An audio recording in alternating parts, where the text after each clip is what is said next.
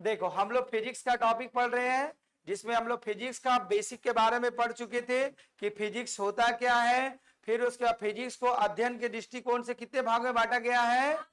8 भाग में। कितने भाग में? 8 भाग में। फिर उसके बाद क्लास क्वांटिटीज को कितने भाग में डिवाइड किया गया था? 2 भाग में। फिर उसके बाद मात्रा के आधार पर क्वांटिटीज को कितने भाग में बांट दिया गया था? 3। कौन कौन सा क्वांटिटीज था? फंडामेंटल, डिराइव और सप्लीमेंट्री। ठीक है। फिर उसके बाद हम लोग अगला आज टॉपिक है यूनिट, जो यहां से बहुत इंपॉर्टेंट करें। इकाई। इकाई का कहने का मतलब है जैसे हम लोग मीटर लिखते हैं तो दैट इज रिप्रेजेंट करता है वो यूनिट को। तो मीटर जो होता है वो किसका इकाई है? लंबाई का मेजरमेंट करता है। फिर अगर वजन का अगर यूनिट बोलेंगे तो क्या होगा? ग्राम होगा, किलोग्राम होगा। दैट इज कॉल्ड यूनिट और इकाई। तो क्या है इसका डेफिनेशन? बोला गया किसी भौतिक राशि, क्योंकि भौतिक राशि का डेफिनेशन पहले बता चुके हैं, ठीक है। क्योंकि देखो इसमें जितने भी टर्म हम यूज करेंगे उसका पहले ही एक्सप्लेन और डिफाइन कर दिए पहला क्लास में। जिसका पहला क्लास छूट गया दिक्कत की बात नहीं है, हम यूट्यूब पर आज डाल देंगे, वहां पर देख लीजिएगा और फिर दूसरा क्लास से आपका कंटिन्यू हो जाएगा। तो बोला गया है वहां पर, बोला गया किसी भौतिक राशि के मापन के लिए, मतलब मेजरमेंट करने के लिए निश्चित किया गया मान, एक मान डिसाइड किया जाता है, वैल्यू। ठीक है। मान मात्रक कहलाता है। अगर किसी भी चीज को आप मेजरमेंट करेंगे तो उसको कोई वैल्यू दीजिएगा। जैसे हम मार्केट जाते हैं तो बोलते हैं कि ना हमको आधा केजी आलू चाहिए, तो आप आधा केजी लगाते हैं, मतलब वो आधा किलो तौल कर देगा। आप मान लो दूध की दुकान पर जाओगे तो क्या बोलेंगे कि आप क्या बोले, आधा केजी हमको दूध दीजिए, नहीं, वहां बोला कि आधा लीटर देना पड़ेगा, क्योंकि वो वॉल्यूम को रिप्रेजेंट करता है। सही बात। तो उसी प्रकार अलग अलग चीज के लिए अलग अलग मापने की पद्धति है। तो वही बोला गया था कि किसी भी भौतिक राशियों को मापने के लिए निश्चित किया गया मान, एक मान फिक्स वैल्यू किया गया है, उसी के आधार पर हम लोग किसी भी भौतिक राशियों को मेजरमेंट करते हैं। जैसे 1 केजी का बटखारा है, तो आप क्या होता है, वो जब 1 केजी का लगाता है तो आप समझ जाते हैं कि हमको 1 केजी का सामान दे रहा, मतलब उसका एक वैल्यू फिक्स किया गया उस मेटल का, तभी तो। फिर आधा केजी का जब सामान लेते हैं तो आधा केजी मेटल का एक यूनिक मान डिसाइड किया गया कि नहीं, ये बटखारा मतलब आधा केजी, क्योंकि इसमें लिखा हुआ है 500 ग्राम। तो एक मान डिसाइड किया गया सभी का। आप दूध को लीटर में लेते हैं, पैकेट में तो लिखा रहता है 1 लीटर, तो मतलब आप समझ जाते हैं ये पैकेट 1 लीटर का है, उसका मान डिफाइन किया गया। तो उसी मान को जो डिफाइन किया जाता है, इसी को हम लोग यूनिट के अंतर्गत में रहते हैं। तो ये मुख्य रूप से यूनिट जो होते हैं 2 तरह के होते हैं। कितने तरह के होते हैं? 2 तरह का। पहला तरह का यूनिट का नाम है जिसको इंग्लिश में कहते हैं फंडामेंटल या बेस यूनिट, जिसको हिंदी में कहते हैं मूल मात्रक। मूल मतलब होता है ओरिजिनल, या फिजिक्स में बोला जाएगा फंडामेंटल, प्रारंभ। तो फंडामेंटल और बेस यूनिट मतलब होता है इकाई। होता क्या है? बोला ऐसे मात्रक जो मूल राशियों से संबंध हो। मूल राशियां बता दिए थे ना आपका, जो पर्टिकुलर मूल राशि से विस्तार संबंध रखेगा, तो उसको जो दर्शाते हैं उसी को कहा जाता है कौन सा मात्रक? मूल मात्रक कहा जाता है। ठीक है। तो ये जो होते हैं मात्रक इंडिपेंडेंट होते हैं, स्वतंत्र होते हैं, ये किसी पर निर्भर नहीं करेंगे मेजरमेंट होने के लिए। ठीक है। और ये बोला गया है इन्हें परस्पर संबंधित नहीं किया जा सकता है। जैसे मीटर, आप मीटर को इंडिपेंडेंट मेजरमेंट करते हैं। जैसे बोलेंगे सर 5 मीटर, ये कितना? बोलेंगे पेन कितना है? बोलेंगे सर 1 मीटर लंबा है। तो मीटर किसी पर निर्भर रहा नहीं। लेकिन जैसे बोलेंगे इस पेन का एरिया बताओ, तो जैसे एरिया बताएंगे तो क्या बोलेंगे? मीटर स्क्वायर बोल देंगे। तो ये डिपेंड हो गया ना। तो इसीलिए जो बोला जाता है कि मूल मात्रक उस मात्रक को कहेंगे जो किसी पर डिपेंड नहीं रहेगा, इंडिपेंडेंट। ठीक है। तो उसी का एग्जांपल में क्या क्या लिखा है, जैसे मीटर, किलोग्राम, सेकेंड, केल्विन, ये सभी कहलाते हैं आपका फंडामेंटल यूनिट, बेस यूनिट, और हिंदी में कहेंगे मूल मात्रक। तो मूल मात्रक क्या होता है, समझ में आया? बोलो, कोई दिक्कत नहीं। इसका दूसरा पार्ट समझेंगे। केल्विन टेम्परेचर बताएंगे अभी। ठीक है। उसके बाद अगला जो मात्रक आता है जिसका नाम है डिराइव्ड यूनिट, जिसको हिंदी में कहते हैं व्युत्पन्न मात्रक। क्या कहते हैं? देखो कोई भी लैंग्वेज में समझो, यहां लैंग्वेज कोई मैटर नहीं है, कॉन्सेप्ट बड़ा मैटर है। क्योंकि साइंस का मेन ही बताए थे ना, टू नो हाउ, जानने की इच्छा रखना, पहले ही बात साइंस का डेफिनेशन दिए थे। नॉलेज। तो ऐसा नहीं कि नहीं हमको बोलने नहीं आ रहा, पढ़ने नहीं आ रहा, समझ में नहीं आ रहा, समझना ज्यादा जरूरी है, फिर अपनी भाषा में एक्सप्लेन कीजिए, दैट इज कॉल्ड साइंस। तो बोला गया डिराइव्ड यूनिट क्या होता है कि ऐसे मात्रक जो मूल मात्रक की सहायता से व्यक्त करते हैं।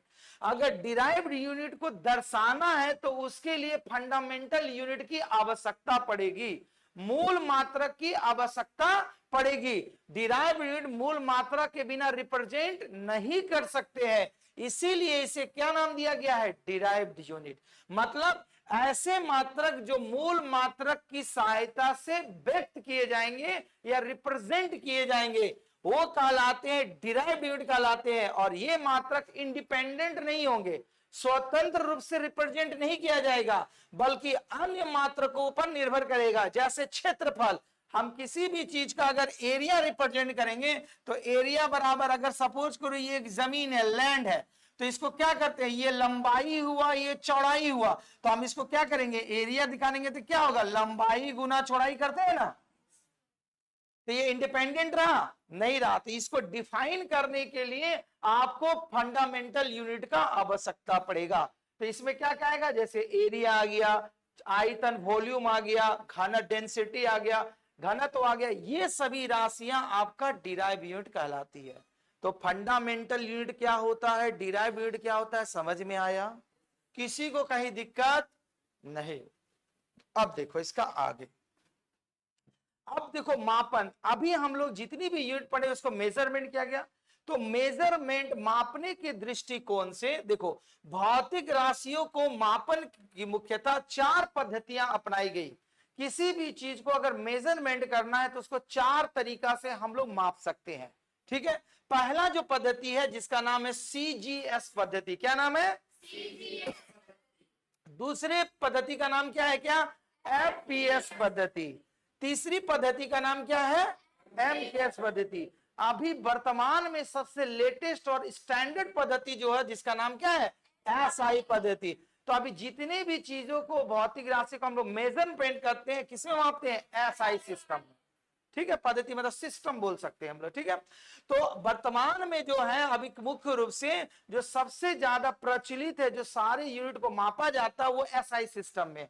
लेकिन कितनी तरह की पद्धतियां जनरेट की गई है, 4 तरह का। कितनी तरह का, 4। ये SI जो आया है ये MKS के बदले में आया है। मतलब आप जहां MKS में मापते थे उसको उसमें ना माप करके हम लोग अब SI सिस्टम में मापते हैं।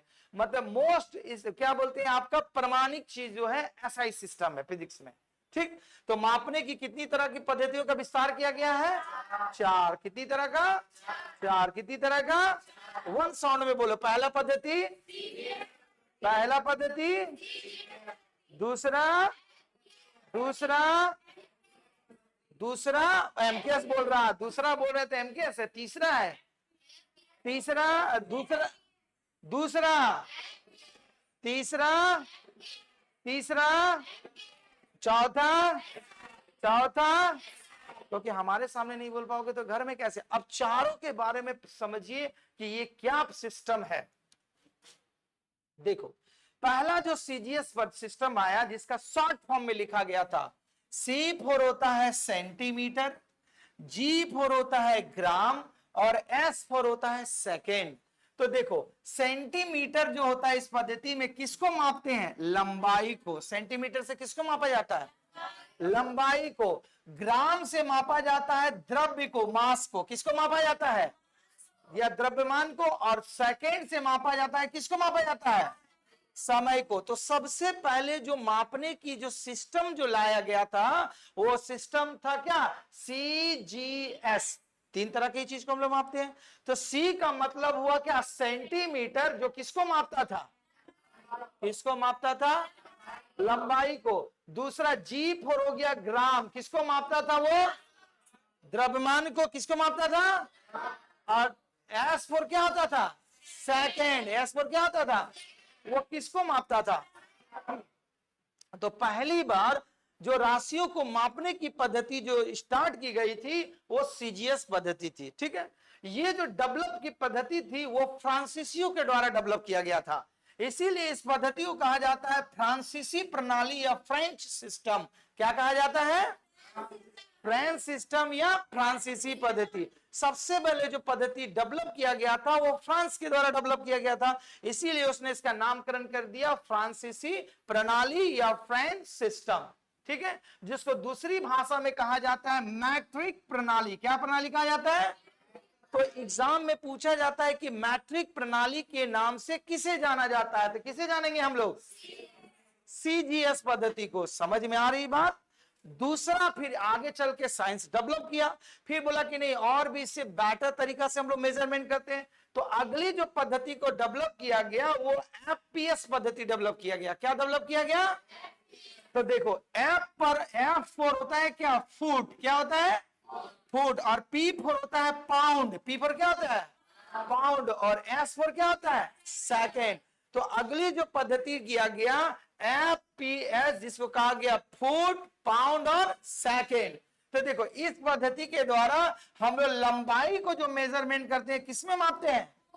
और अभी भी बोलते हैं ना कितना फुट का है, कितना फुट बोलते हैं ना। फुट मतलब क्या? गहराई को मापते हैं ना। तो कुआं का कितना फुट गहरा, फीट बोलते हैं, लेकिन फुट होता है। ठीक है, तो लंबाई को मेजरमेंट किसमें करने लगे आगे चल के? किसमें करने लगे? किसमें? फुट में। और द्रव्यमान को किसमें मापने लग गए? पाउंड में। और समय को किसमें मापने लग गए? तो देखो, पहले जिसको हम लोग मानते थे सेंटीमीटर में लंबाई को, अब मापने लग गए हम लोग किसमें? फुट में। पहले द्रव्यमान को मापते थे ग्राम में, अब किसमें मापने लग गए? पाउंड में। समय को सेकंड में ही रहने लग गया।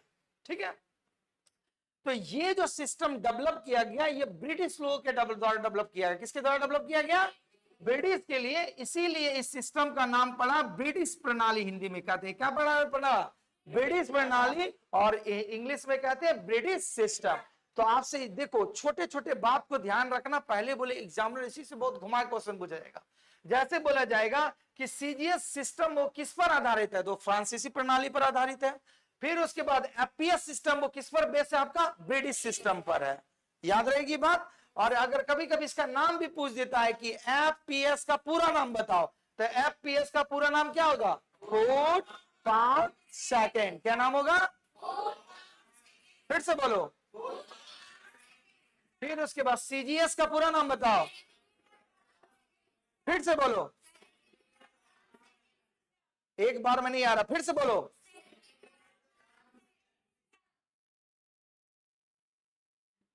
तीसरा जो सिस्टम आ रहा है उसका नाम है एमकेएस पद्धति। देखो, इसके बाद सिस्टम को और भी डेवलप किया गया। तो इसका मतलब हुआ एम फोर हुआ आपका मीटर, के फोर हुआ किलोग्राम और एस फोर क्या रहा? सेकेंड। बोला गया इस मापन पद्धति में अब हम लोग लंबाई को किसमें मापने लग गए? मीटर में। पहले नापते थे सेंटीमीटर में, तो अब हम लोग किसमें मेजरमेंट करने लगे? मीटर में। द्रव्यमान को किसमें मापने लग गए? द्रव्यमान को किलोग्राम में। और समय को किसमें मेजरमेंट करने लगे?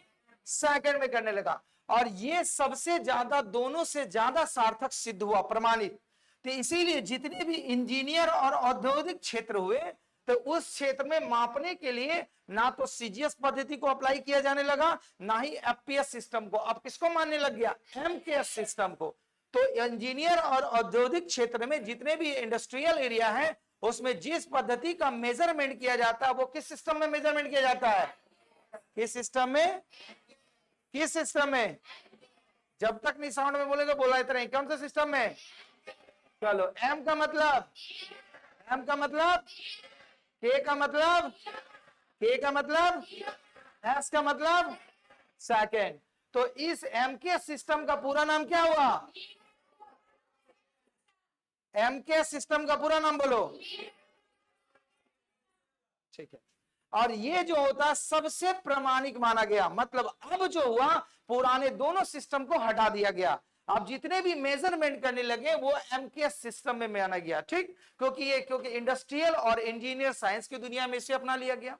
अब इससे फाइनली जो अभी तक जो वर्तमान में चल रहा है वो सिस्टम है एसआई पद्धति। इसी एमकेएस पद्धति को रिप्लेस कर दिया गया कि नहीं, एमकेएस पद्धति से ज्यादा जो सार्थक पद्धति होगा वो एसआई पद्धति होगा, जिसका पूरा नाम है सिस्टम इंटरनेशनल। मतलब पूरी दुनिया में इसी पद्धति को अपनाया जा रहा है और वर्तमान में भी यही पद्धति चल रही है। ठीक है, देखो यह प्रणाली जो होता है अंतरराष्ट्रीय नाप तौल अधिवेशन 1971 में स्वीकार कर लिया गया। मतलब पूरी दुनिया में इस पद्धति को एक्सेप्ट कर लिया। नहीं तो मान लो अगर हम यहाँ नापेंगे 1 kg, इंग्लैंड में जाएगा बोलेगा आधा kg, तो कैसे होगा? तो चलेगा नहीं। यहां से ट्रांसपोर्ट करेंगे हम लोग क्विंटल और वहां नापेगा किलोग्राम में, तो हम लोग का सामान घटेगा कि नहीं घटेगा? वहां आएगा किलोग्राम में और यहाँ बोलेंगे क्विंटल में, तो ये इंसाफी होगा? तो इसीलिए पूरी दुनिया में एक सिस्टम को मेजरमेंट किया गया कि जो देश होगा वो एक सिस्टम पर काम करेगा, फिर उसके अपने अनुसार उसका वैल्यू घटा सकता है, लेकिन पूरी दुनिया में सिस्टम क्या रहेगा? एक ही रहेगा। उसी सिस्टम का नाम लिया सिस्टम इंटरनेशनल। क्या नाम पड़ा? तो SI सिस्टम का पूरा नाम जो पड़ा है वो क्या नाम है? और इसे पूरी दुनिया में जब एक्सेप्ट किया गया, कब किया गया? 1971 में एक्सेप्ट किया गया, जिसे सिस्टम इंटरनेशनल या SI पद्धति कहते हैं। और ये जो पद्धति थी, बोला गया ये मापन पद्धति जो MKS पद्धति को प्रभाषित रूप है, मतलब इसी का रिप्लेसमेंट रूप है, क्योंकि सबसे लेटेस्ट था MKS पद्धति, तो बोला नहीं इसे चेंज करके नया जो आया SI सिस्टम उसे अपनाया जाए, जो 1971 में पूरी दुनिया में लागू हो चुका। और वर्तमान में यही पद्धति सर्वाधिक प्रचलित है। आप किसी चीज का भी मेजरमेंट करेंगे इसी पद्धति के द्वारा मेजरमेंट करेंगे, मतलब SI सिस्टम के द्वारा। समझ में आई बात? कोई दिक्कत? तो चारों सिस्टम समझ में आ गया। चलो, पहला सिस्टम का नाम क्या था? CGS। पहला सिस्टम का नाम C for, G for, S for, second F for, P for, S for, और M for, K for, S for. इसलिए बुलवा रहे क्योंकि इसका फुल फॉर्म पूछा जाता है। सही माई बात, इसीलिए इतना बुलवाने का मेरा वजह है। SI का मतलब वही तो, इसी तो MKS को रिप्लेस किए, सिस्टम इंटरनेशनल, वो तो शॉर्ट फॉर्म है, ठीक है, क्योंकि इसका जो आपका बताएं MKS जो है इसी का रिप्लेसमेंट है, ठीक है। अब देखो, वेरी वेरी इंपॉर्टेंट, ये पूरा टर्म याद रखना पड़ेगा। क्या बोला गया? अभी जो मापने की पद्धति जो पूरी दुनिया में एक्सेप्ट की गई थी, बोला गया मापने की पद्धति में जो बताया गया टोटल 7 फंडामेंटल यूनिट है। पूछा जाएगा एग्जांपल कि मापने के जो यूनिट है फंडामेंटल यूनिट टोटल कितना है? 7। फिर उसके बाद दो जो है सप्लीमेंट्री यूनिट है। कितना यूनिट है? तो अगर पूछा जाए कि फिजिक्स में फंडामेंटल यूनिट की संख्या टोटल कितनी है? 7, और सप्लीमेंट्री यूनिट का 2। भूलिएगा नहीं, फंडामेंटल यूनिट की संख्या कितना? 7, और सप्लीमेंट्री का 2, ठीक है। अब किसमें क्या मेजरमेंट किया जाता है, इसीलिए इसको याद रखना है। पहला जो आता है फिजिकल क्वांटिटी, लंबाई, लेंथ। तो लेंथ का भी बोले ना सबसे प्रमाणिक SI है, सिस्टम इंटरनेशनल। देखो उसी में सब वैल्यू अब लिखा मिलेगा आपको। तो देखो मीटर का जो SI यूनिट, सॉरी लंबाई का जो है SI यूनिट क्या होता है? और इसको सिंबल के रूप में दर्शाएंगे किसका? स्मॉल m में। किसमें रिप्रेजेंट करेंगे? स्मॉल m में। फिर उसके बाद द्रव्यमान, मास। मास का SI यूनिट क्या है? मास का SI यूनिट, और इसको दर्शाते किसमें? kg में। किसमें दर्शाएंगे? समय। समय का SI यूनिट, इसको रिप्रेजेंट करेंगे किसमें? स्मॉल s में। कैपिटल S में नहीं रिप्रेजेंट करना है, स्मॉल s में। किसमें? फिर उसके बाद विद्युत धारा, जिसको बोलते हैं इलेक्ट्रिक करंट, क्या कहते हैं? इसको किसमें रिप्रेजेंट करते हैं? एम्पियर में। किसमें रिप्रेजेंट करेंगे? एम्पियर में। इसका सिंबल क्या है? ए। पूछेगा इसी से एक क्वेश्चन फिक्स है परीक्षा में। फिर उसके बाद ताप, टेम्परेचर। टेम्परेचर को किसमें रिप्रेजेंट करते हैं? किसमें? इसका यूनिट क्या है? सिंबल कैपिटल के। स्मॉल के से रिप्रेजेंट नहीं करेंगे, कैपिटल के से। स्मॉल कैपिटल का फिजिक्स में मतलब है अपना, नहीं लिख देना जैसे तैसे। फिर उसके बाद वेरी वेरी इंपॉर्टेंट, ज्योति तीव्रता, जिसको कहते हैं लुमिनस इंटेंसिटी। इसका किसमें मापते हैं हम लोग? कैंडेला में। किसे मापते हैं? बोलो किसे मापते हैं? उसमें मापते हैं, ठीक है। इसका यूनिट क्या है? सिंबल क्या यूनिट है? CD। फिर उसके बाद द्रव्य की मात्रा, अमाउंट ऑफ सब्सटेंसेस। इसमें किसमें मापते हैं? किसमें मापते हैं? इसको रिप्रेजेंट किसमें करते हैं? सब भूल जाना, लेकिन ये 4 को नहीं भूलना। ये 4 को भूला तो नंबर उड़ा। ये 4 को भूले, जितना बार भूलोगे उतना बार नंबर कटेगा। हर एग्जाम में हर परीक्षा में देखना ये 4 में से एगो रहेगा परीक्षा में, एकदम फिक्स है। और जो टेक्नीशियंस का तैयारी करते हैं जिसका मेन पेपर उसके लिए तो कंपलसरी है। ठीक है, चलो ये समझ गए। इसका आपका फिजिकल क्वांटिटीज और इसका यूनिट एक साउंड में सब कोई बोलेगा। लंबाई का ऐसा यूनिट, लंबाई का ऐसा यूनिट, मास का ऐसा यूनिट, मास का ऐसा यूनिट, टाइम का ऐसा यूनिट, टाइम का ऐसा यूनिट, सेकंड इलेक्ट्रिक करंट का ऐसा यूनिट, इलेक्ट्रिक करंट का ऐसा यूनिट, एम्पियर टेम्परेचर का ऐसा यूनिट, टेम्परेचर का, फिर उसके बाद ज्योति तीव्रता का जिसको इंग्लिश में बोलते हैं लुमिनस इंटेंसिटी का, फिर से बोलो, फिर से बोलो, नहीं बोलेगा छोड़ेंगे नहीं। पदार्थ की मात्रा का यूनिट, पदार्थ की मात्रा का यूनिट, अमाउंट ऑफ सब्सटेंस का यूनिट, मोल। ये जो हुआ आपका फंडामेंटल यूनिट हुआ। ठीक है, इसके बाद 2 यूनिट होते हैं सप्लीमेंट्री यूनिट, जिसमें हम लोग कहते हैं समतल कोण और इंग्लिश में कहते हैं प्लेन एंगल, जिसको दर्शाया जाता है रेडियन में। किसमें रिप्रेजेंट किया जाता है, किसमें दर्शाया जाता है, और इसका सिंबल है RAD। क्या सिंबल है, ठीक है। दूसरा जो सप्लीमेंट्री यूनिट है सॉलिड एंगल, जिसको रिप्रेजेंट किया जाता है स्टेरेडियन में। किसमें रिप्रेजेंट किया जाता है, फिर से बोलो, फिर से बोलो। ठीक है, तो सप्लीमेंट्री तो दो है तो बोलते नहीं कि जो कम रहता है वो और इंपॉर्टेंट, ये दोनों भी बहुत इंपॉर्टेंट है। सही में, क्योंकि दुए को हाई है सप्लीमेंट्री यूनिट। तो फंडामेंटल यूनिट की संख्या कितना है टोटल, 7। सप्लीमेंट्री यूनिट का 2। तो चलो सप्लीमेंट्री यूनिट जिसको बोलते हैं प्लेन एंगल्स का भेज ऐसा यूनिट, ऐसा यूनिट, फिर सॉलिड एंगल का ऐसा यूनिट, ऐसा यूनिट, सिंबल याद रहेगा, बहुत इंपॉर्टेंट है। ठीक है, तो आज की कक्षा ही तक, कल इसके आगे की क्लास लेंगे। धन्यवाद।